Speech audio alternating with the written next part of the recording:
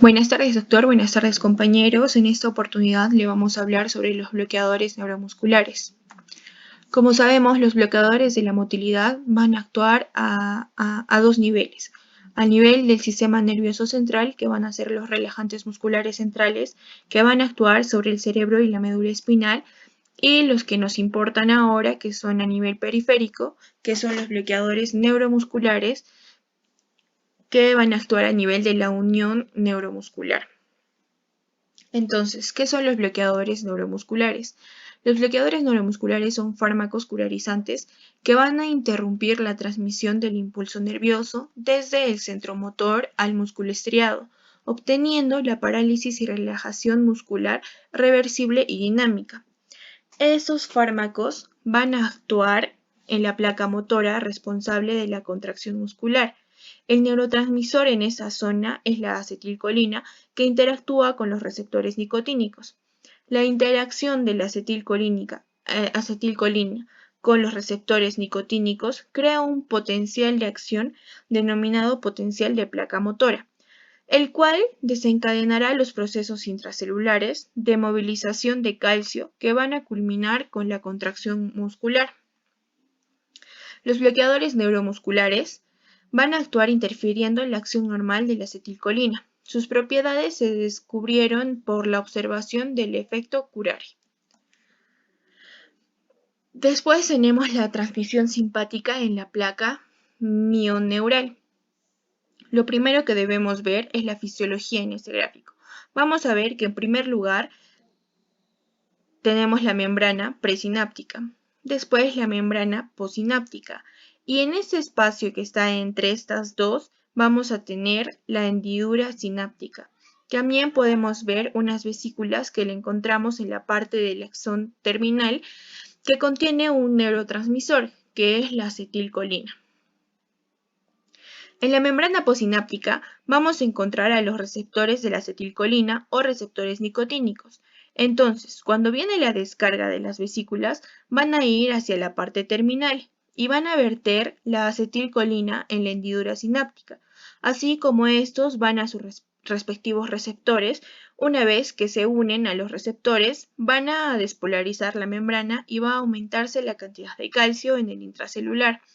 Va a activarse la actina, la miosina y se va a producir la contracción y la relajación.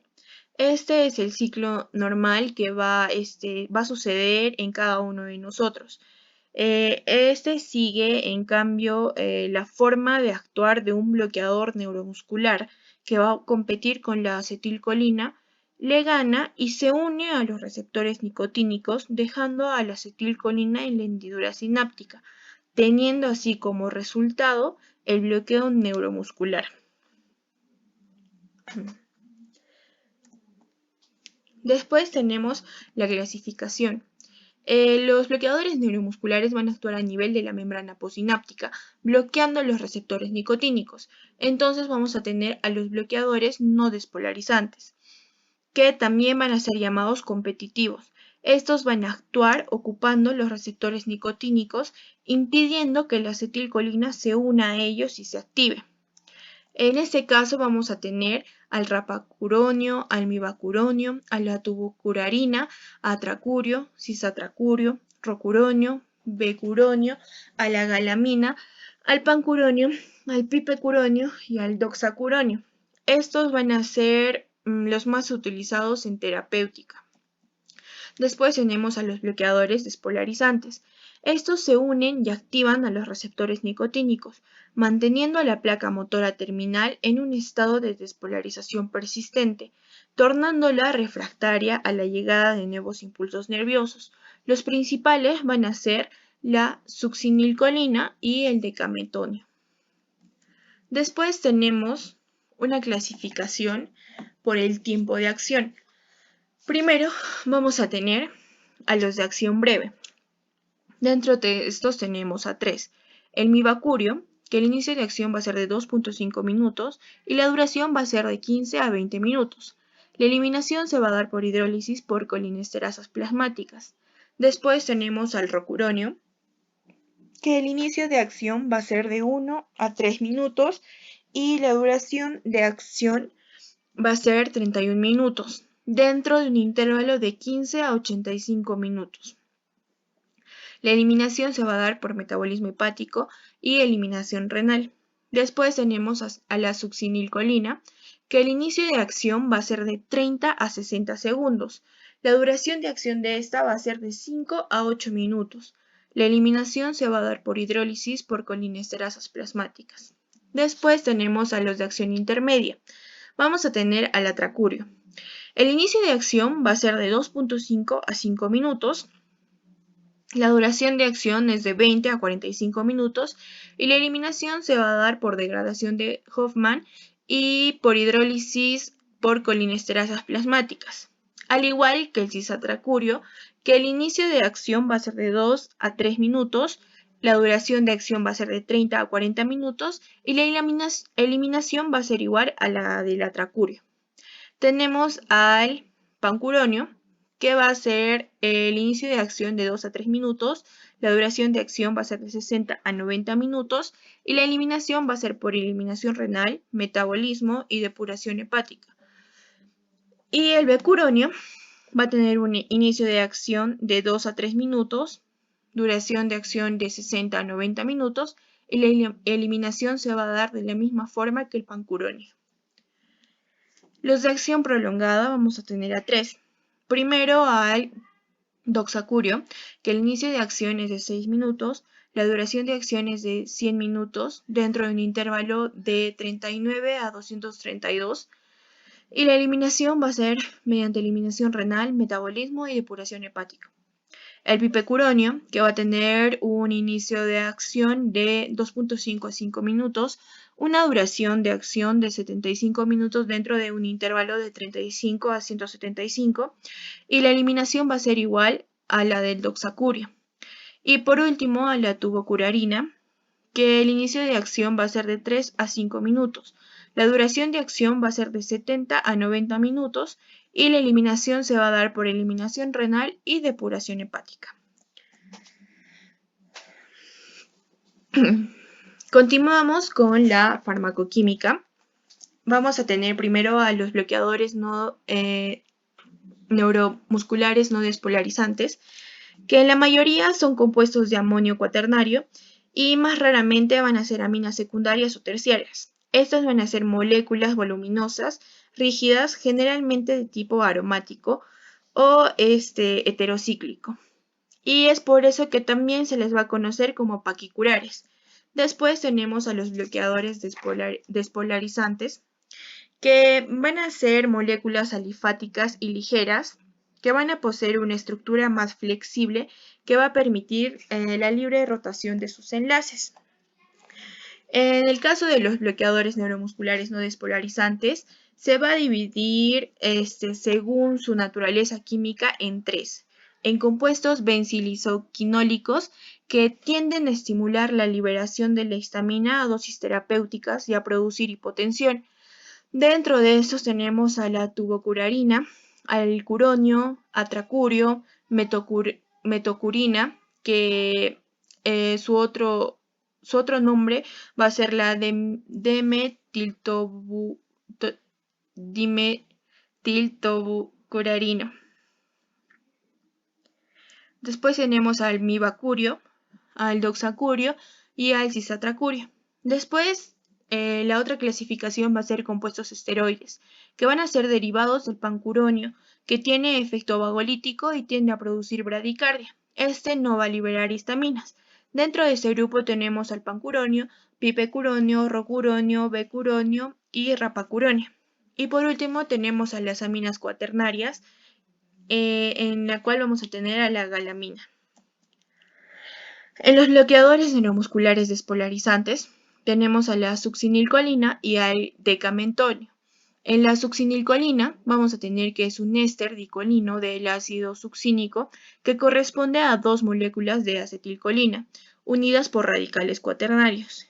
Y al decametonio, que es derivado del metonio y constituye el bloqueador neuromuscular más potente. Después tenemos el mecanismo de acción de los bloqueadores neuromusculares. tenemos a los bloqueadores neuromusculares no despolarizantes o competitivos.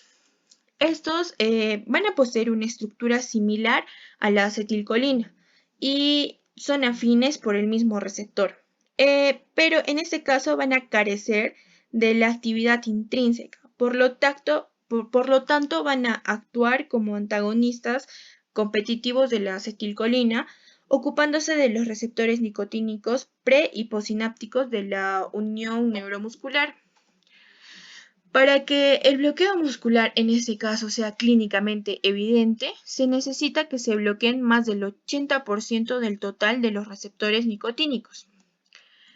Los bloqueadores neuromusculares no despolarizantes se van a unir al receptor nicotínico de la placa motora, impidiendo así que la acetilcolina se una a ellos y los active. Y esto va a evitar la apertura de los canales nicotínicos y se va a bloquear la despolarización. Después tenemos que va a deprimir el potencial de la placa motora. Esto va a evitar que alcance su valor umbral de excitación, sobreviniendo entonces la parálisis muscular flácida. Después tenemos que se une específicamente a las subunidades alfa 1 y alfa 2 del receptor nicotínico. Basta que una de las dos subunidades sea ocupada por una molécula de bloqueadores neuromusculares no despolarizantes para que se bloquee el receptor. Después vamos a tener por último que se unen a los receptores presinápticos. Y esto disminuye la liberación de la acetilcolina presináptica. Sabemos que el bloqueo competitivo va a ser superable y puede ser revertido siempre y cuando se administren dosis elevadas de colinérgicos o de algún anticolinesterásico. Después tenemos a los bloqueadores despolarizantes no competitivos. Estos van a actuar mimetizando la acción de la acetilcolina, pero a diferencia de esta no son metabolizados por la acetilcolinerasa. Se comportan como antagonistas colinérgicos de más larga duración que de acción de la acetilcolina. El mecanismo de acción va a variar con el tiempo de administración y la dosis. Por eso hay dos fases. La fase 1 o despolarizante y la fase 2 que es no despolarizante. Yendo a la fase 1, vamos a tener que esta se va a dar cuando se administran los bloqueadores neuromusculares despolarizantes en dosis adecuadas por periodos cortos. Primero tenemos que el bloqueador neuromuscular despolarizante se va a unir al receptor nicotínico postsináptico de la placa motora. Esto va a provocar la despolarización persistente de la placa motora. La despolarización se va a mantener y gracias a esto se impide la repolarización. Después se va a dar una parálisis flácida, que en términos más comunes sería una relajación muscular. Después de esto, el bloqueador neuromuscular despolarizante se va a difundir fuera del espacio postsináptico y ahí va a ser metabolizado. Al ser metabolizado va a desaparecer y esto va a permitir que la membrana se repolarice y recupere su potencial de reposo. La acción va a ser rápida a diferencia de los bloqueadores neuromusculares no despolarizantes y su efecto va a ser poco específico. A diferencia de los bloqueadores neuromusculares no despolarizantes, en este caso se necesita que es suficiente que se active solo un 10% de los receptores postsinápticos para producir una despolarización y un bloqueo de la transmisión neuromuscular. Es por eso que se dice que la acción de este va a ser rápida a diferencia de los no despolarizantes. En el bloqueo de la fase 2, se va a dar tras uso de dosis altas o prolongadas de succinilcolina. El bloqueo despolarizante se va a transformar en un bloqueo no despolarizante en 5 etapas. Primero vamos a tener al bloqueo despolarizante que ya se mencionó. Después tenemos al estado de taquifilaxia, que se va a dar conforme se prolongue la administración de succinilcolina. Se requiere una mayor dosis para mantener el nivel del bloqueo. Después tenemos la inhibición de Wedensky, que se va a producir fatiga con estímulos de alta frecuencia, pero no estímulos de baja frecuencia. Después tenemos al estado de fatiga y potenciación, y por último tenemos al bloqueo no despolarizante. En ese caso, el mecanismo por el cual cambia la succinilcolina no está claro, pero se cree que pudiera deberse a una activación persistente de los receptores nicotínicos presinápticos, lo que va a provocar una disminución de la liberación de acetilcolina al efecto de metabolismos activos o de metabolitos activos, o a una hiperpolarización que va a ser producida por la bomba sodio-potasio sobreestimulada por la apertura del canal iónico del receptor. La farmacocinética de los bloqueadores neuromusculares. Dentro de los bloqueadores neuromusculares no despolarizantes, vamos a ver que no se absorbe por vía oral. Usualmente se va a administrar por vía endovenosa, ya que la absorción va a ser mejor, y a excepción del caso de la tubocurarina, que va a ser eficaz en algunos síndromes espásticos con una dosis de 2 a 12 miligramos. Acá vemos un cuadro en el que menciona las principales propiedades farmacocinéticas de los bloqueadores neuromusculares no despolarizantes. Vamos a ver primero al atracurio, que va a tener un volumen de distribución de 87 a 160, una excreción renal del 10% y un metabolismo de Hoffman y por hidrólisis por Buche. El cisatracurio tiene un volumen de distribución de 153, una excreción renal y excreción biliar no descrita, y el metabolismo de Hoffman y por hidrólisis por Buche, al igual que el atracurio. El doxacurio va a tener un volumen de distribución de 200 a 290. La excreción renal va a ser del 25 al 30%, no va a haber una excreción biliar y se da el metabolismo hepático mínimo. En el vivacurio, el volumen de distribución es de 210, la excreción renal es menor al 10% y no hay una excreción biliar. El metabolismo se da por hidrólisis por Buche. En el pancuronio, el volumen de distribución va a ser de 200 a 260, la excreción renal va a ser de 40 a 67 y la excreción biliar va a ser del 10%. El metabolismo que se da es el metabolismo hepático mínimo por hidroxilación. En el caso del pipecuronio, vamos a tener que el volumen de distribución es de 220 a 350. La excreción renal va a ser del 37 al 41%, la excreción biliar va a ser del 2% y el metabolismo se va a dar por metabolismo hepático escaso.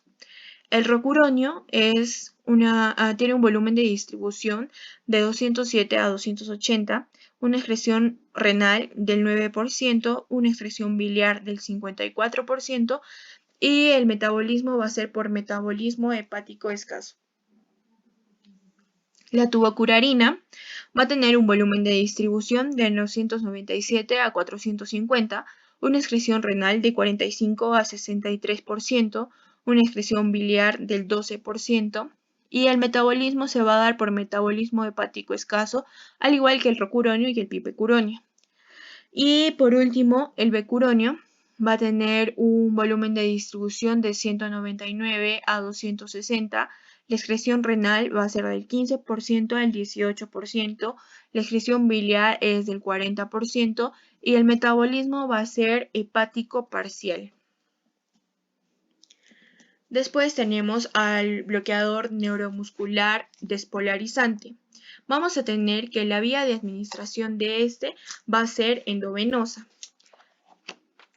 Después tenemos que la distribución va a ser rápida principalmente en el líquido extracelular, y este va a cruzar la placenta y la barrera hematoencefálica. Dentro del metabolismo y excreción tenemos a la succinilcolina, que va a poseer una acción fugaz. Va a durar entre 5 a 10 minutos, ya que va a ser hidrolizada rápidamente por la pseudocolinesterasa plasmática en dos fases. En la fase 1, en la que la succinilcolina va a ser convertida en succinilmonocolina, y en la fase 2, que es convertida en colina y en ácido succínico. En este caso vamos a tener que el 70% de la dosis se va a hidrolizar, y el tiempo en el que se va a hidrolizar es de 60 segundos. Y acerca de un 10% se va a eliminar sin modificar mediante la orina.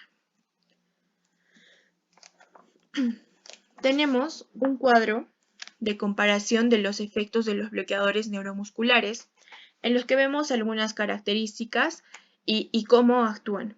En caso de las fasciculaciones, tenemos que los despolarizantes, en el caso de los despolarizantes van a estar presentes y en los no despolarizantes van a estar ausentes.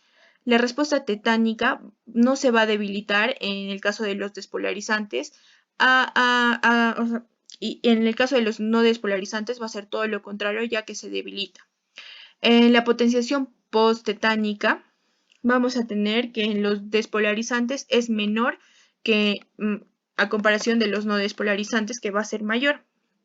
El anticolinesterásico se ve que en los despolarizantes van a potenciar el bloqueo y en los no despolarizantes van a revertir el bloqueo.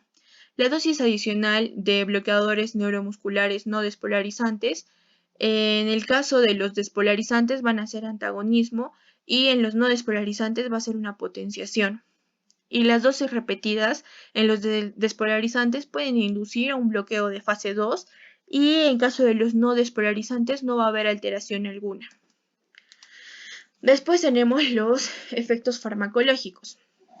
Vamos a tener que el bloqueador neuromuscular no despolarizante va a actuar en el músculo estriado, y la principal acción en este caso va a ser la parálisis facial total en músculos pequeños y de movimiento rápido. No todos van a tener la misma rapidez. La recuperación en orden inversa, siendo los músculos respiratorios los primeros. En caso de los ganglios autonómicos, se va a dar según la magnitud. Según la magnitud se va a clasificar en bloqueador ganglionar, en el que vamos a tener a la tubocurarina y al pancuronio. En menor bloqueo ganglionar, que vamos a tener al atracurio, al cisatracurio y al mibacurio. En el bloqueo muscarínico, que vamos a tener a la galamina y al pancuronio. Y sin efecto cardiovascular, en el que vamos a tener al atracurio, cisatracurio, becuronio, doxacurio y mibacurio, al pipecuronio y al rocuronio. Después tenemos la liberación de histamina, en el que vamos a tener a la tubocurarina. En este caso, el efecto de este fármaco va a ser más intenso y va a estimular la liberación de la histamina por células cebadas, lo que puede desencadenar en una hipotensión. Después tenemos al atracurio y al mibacurio, que va a estimular levemente la liberación de histamina. Y después tenemos a la galamina, pancuronio, becuronio, pipecuronio y rocuronio, que en dosis elevadas van a liberar cantidades detectables. La acción antidisrítmica, vamos a tener a la tubocurarina y a la galamina, que van a proteger al corazón de arritmias producidas por el ciclopropano.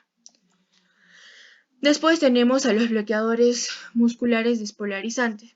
En el músculo esquelético, la succinilcolina va a actuar con una parálisis fácula total de 3 a 5 minutos, precedida por fasciculaciones musculares transitorias. Vamos a tener hipercalemia, y esta se va a dar para compensar el ingreso de sodio que se produce y que se produce, y esto se va a compensar con una gran salida de potasio del extracelular. Después tenemos el aumento de la presión intracavitaria, que va a ocasionar tres cosas. Va a ocasionar aumento leve de la presión intragástrica, un aumento de la presión intratorácica y un aumento de la PIO. Los ganglios autonómicos, vamos a tener que los bloqueadores neuromusculares despolarizantes van a tener cierta acción sobre los receptores nicotínicos a nivel ganglionar, pero muy poco sobre el sistema nervioso central. Esto se va a dar con la succinilcolina. Y por último tenemos a la histamina, que los bloqueadores neuromusculares despolarizantes van a estimular pobremente la liberación de la histamina. Utilidad terapéutica. Dentro de la utilidad terapéutica tenemos que los bloqueadores neuromusculares se emplean en todas las situaciones que requieran una relajación intensa de la musculatura esquelética, ya sea en cirugía, para facilitar diversas exploraciones, y vamos a tener en la elección de los bloqueadores neuromusculares.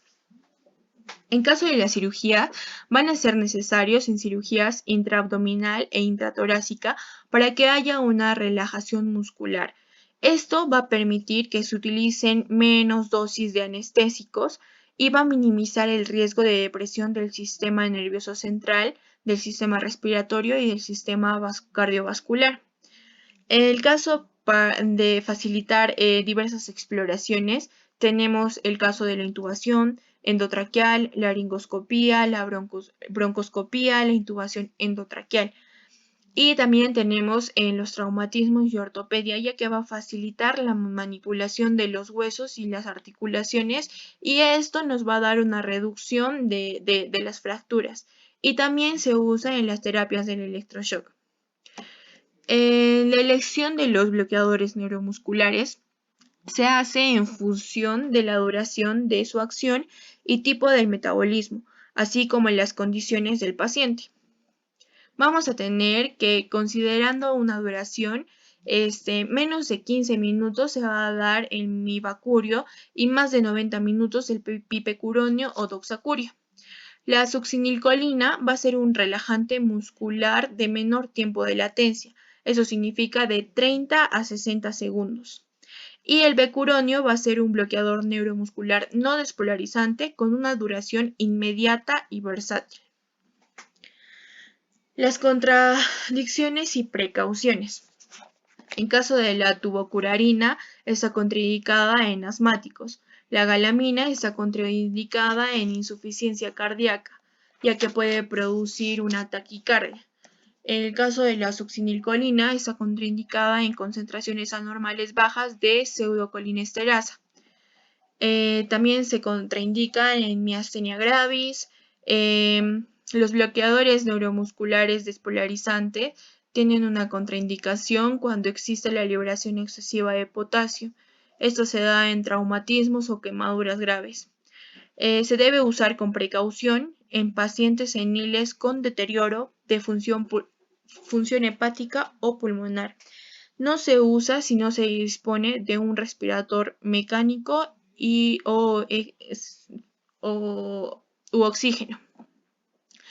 Está contraindicado en gestantes, durante la lactancia, el uso pediátrico también, el uso geriátrico. Está contraindicado el uso en insuficiencia renal, ya que los bloqueadores neuromusculares van a afectar en este caso, y en una insuficiencia hepática. RAMS y toxicidad.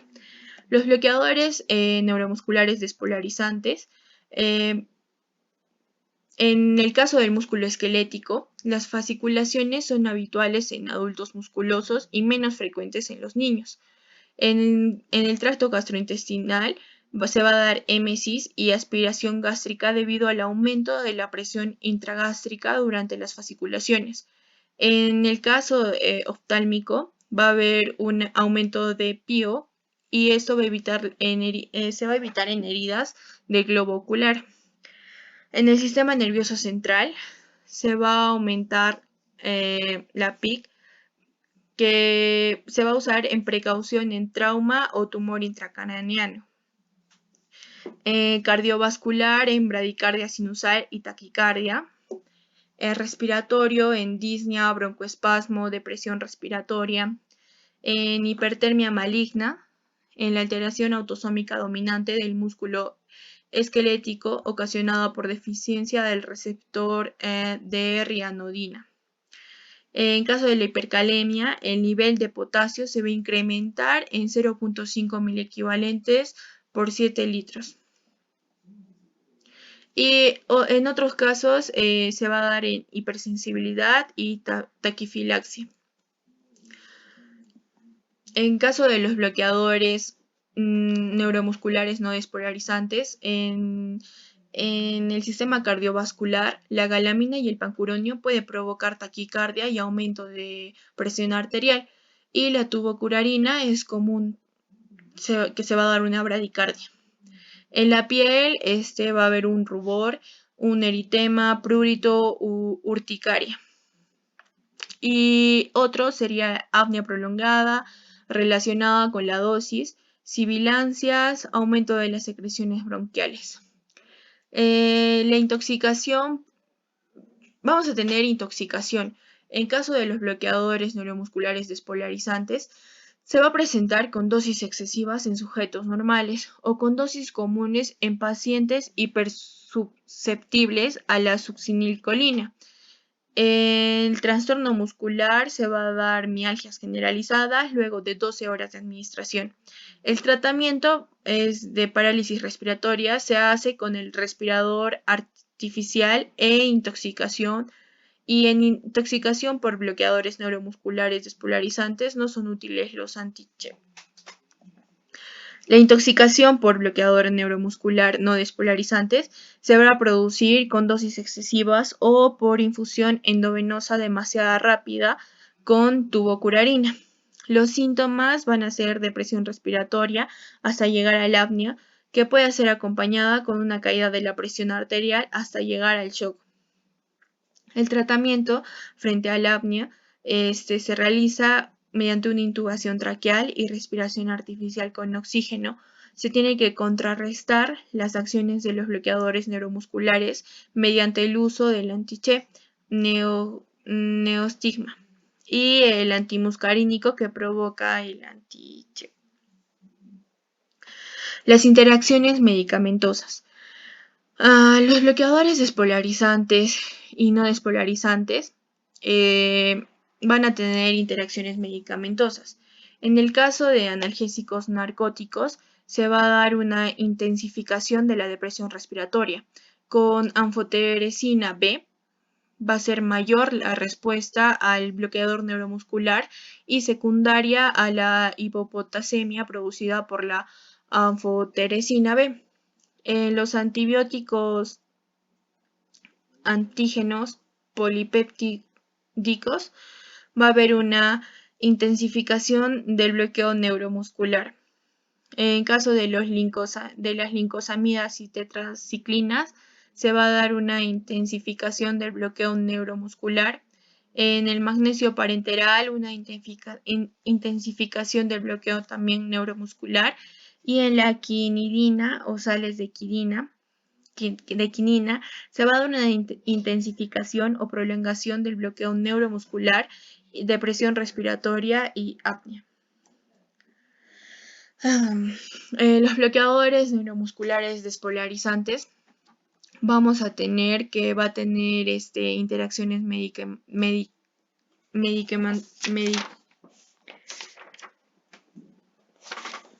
va a tener interacciones en el caso de los anticolinesterásicos con la intensificación del bloqueo neuromuscular. En el caso de los digitálicos, arritmias cardíacas, con el yoduro, posible colapso cardiovascular o respiratorio. Procainamida va a darse una intensificación o prolongación del bloqueo neuromuscular, depresión respiratoria y apnea. En la procaína y clorhidrato se va a dar una intensificación del bloqueo neuromuscular. en particular con grandes dosis parenterales de procaína. En los bloqueadores no despolarizantes vamos a tener que los anticolinesterásicos van a causar una reversión de los efectos de los bloqueadores neuromusculares. Los anestésicos inhalatorios van a intensificar el bloqueo neuromuscular y la fenitoína va a ser el uso prolongado condiciona una resistencia a los bloqueadores neuromusculares. Las características particulares de los bloqueadores neuromusculares. La succinilcolina va a ser el único bloqueador neuromuscular despolarizante usado clínicamente. Va a ser un bloqueador neuromuscular con menor tiempo de latencia, que como ya lo mencionamos antes va a ser de 30 a 60 segundos, y de acción corta, que va a ser de 6 a 8 minutos. Es ideal para facilitar la intubación endotraqueal y los pacientes con miastenia gravis son resistentes a la succinilcolina. En el caso del RAMS vamos a tener que se va a dar mialgias, aumento de las presiones intraabdominal, intracraneal e intraocular, la hipertermia maligna, los espasmos de músculos maceteros, la parálisis prolongada. Y en el sistema cardiovascular, en adultos en dosis únicas puede causar taquicardias en varias dosis bradicardias y en niños con primera dosis bradicardias. Las contraindicaciones. Dentro de las contraindicaciones tenemos a las quemaduras resistentes, trauma medular, hipercalemia, trauma muscular severo, insuficiencia renal, historia familiar de hipertermia maligna. Después tenemos al atracurio, que es un bloqueador neuromuscular no despolarizante, benzilizoquinólico, con duración de acción intermedia.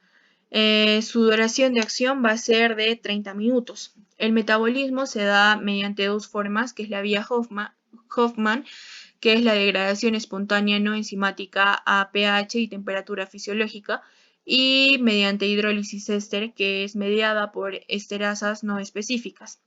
Ambas vías van a ser independientes de la función hepática y renal. El metabolito tóxico es la laudanosina, que es excretada por vía real. En el caso del RAMS vamos a tener hipotensión y taquicardia, y en las contraindicaciones va a ser en pacientes alérgicos y asmáticos. El cisatracurio vamos a tener que es un bloqueador neuromuscular no despolarizado, benzilizoquinólico, que es estereoisómero del atracurio. El metabolismo va a ser similar al atracurio y de 4 a 5 veces más potentes que el atracurio, de acción lenta y duración de acción ligeramente mayor. En el RAMS vamos a tener que produce menos histaminas y provoca menos reacciones. En el mibacurio tenemos que los bloqueadores neuromusculares es un bloqueador neuromuscular no despolarizante, va a ser benzilizoquinólico de acción corta, de 20 a 25 minutos.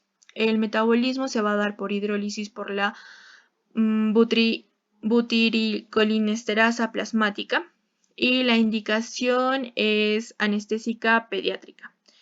Este va a ser el bloqueador neuromuscular de elección en infusión continua por estar desprovisto de efectos acumulativos, con dosis de 6 a 8 miligramos por kilo por minuto con monitoreo. El pancuronio. El pancuronio es un bloqueador neuromuscular no despolarizante aminoesteroideo de acción prolongada. Este está indicado para intervenciones de larga duración, ventilación mecánica prolongada en UCI o cirugía de larga duración. El metabolismo va a ser intacto por vía renal, ya que se va a dar el 80%, y biliar de 5 al 10%. El tiempo medio de eliminación va a ser de 2 a 4 horas. En caso de las reacciones, va a provocar estímulo del sistema nervioso simpático y bloqueo vagal. Este va a aumentar la frecuencia cardíaca, la presión arterial y el gasto cardíaco. El rocunorio es un bloqueador neuromuscular no despolarizante, aminoesteroideo de acción intermedia y latencia más rápida. Va a ser un relajante muscular de amplio margen de seguridad. El uso moderado se debe dar un uso moderado en patología renal. El metabolismo va a ser, se va a excretar por vía hepatobiliar en un 70% sin metabolizar y menos del 30% por vía renal. En el caso de las reacciones, en dosis altas modera la actividad vagolítica. Este es útil en casos de cirugía obstétrica, urgencias, estómago lleno y cirugías cortas prolongadas. El becuronio. El becuronio va a ser un bloqueador neuromuscular no despolarizante, aminoesteroideo. Va a ser un derivado del pancuronio y de acción intermedia. Va a carecer del efecto vagolítico. Su falta absoluta de efectos hemodinámicos lo hace ser el relajante ideal en pacientes cardíacos sometidos a cirugía. Los bloqueadores neuromusculares de elección durante la resección del feocromocitoma y no es recomendado en casos de cirrosis y colestasis. El metabolismo se va a dar a nivel hepático por descentralización, se va a excretar por vía biliar y un 20 a 30% por vía renal. En el caso de la tubocurarina, va a ser un bloqueador neuromuscular no despolarizante, bencilizoquinólico. Va a ser un alcaloide vegetal, puede liberar histamina a dosis de uso corriente y produce bloqueo simpático. Gracias.